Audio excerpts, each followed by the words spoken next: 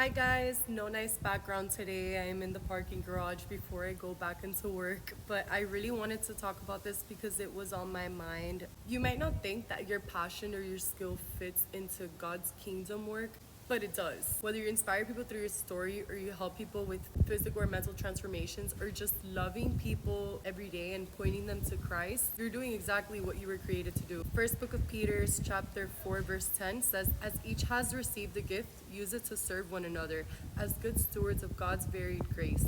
So not everybody's called to preach a sermon or make videos about God like I do, but every single one of us has a God-given purpose, and it's not random. So your talents, your passions, and even the things you love doing that might seem small or irrelevant, those are planted in you on purpose and for a reason. And here's the thing, our biggest fears are often tied to our soul's burning desires.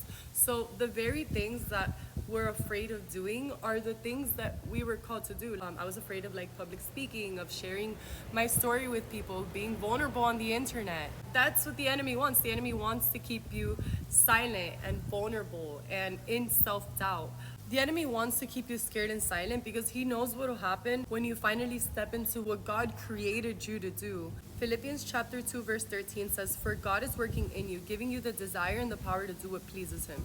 So some of you were made to sing or make music, some of you were made for public speaking, some of you were made to write, or some simply to be the friend that shines God's love in this dark world. You never know who you have next to you, and you never know who's listening to you, and just being the voice is so powerful because the devil wants to keep us silent. Like, that's his goal.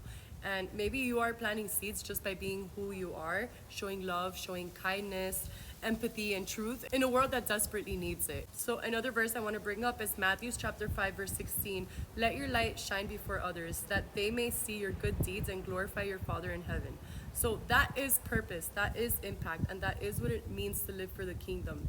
Letting people see God's love shine through you. And that on its own is just so inspiring to other people, and it brings hope. So never stay silent and don't bury what God gave you. Don't silence what he put in you. Last but not least, okay, last verse I want to bring up, Romans chapter 12 verses 4 through 6.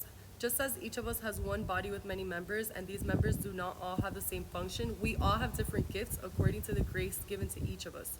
So we all have a different purpose in God's kingdom, and we're all meant to bring people to Christ in different ways. So don't bury what God gave you, and don't silence what he put in you. You matter, your role matters, and your life can point people to Jesus even without a microphone. We are literally living, walking testimonies, and all we need to do is speak up.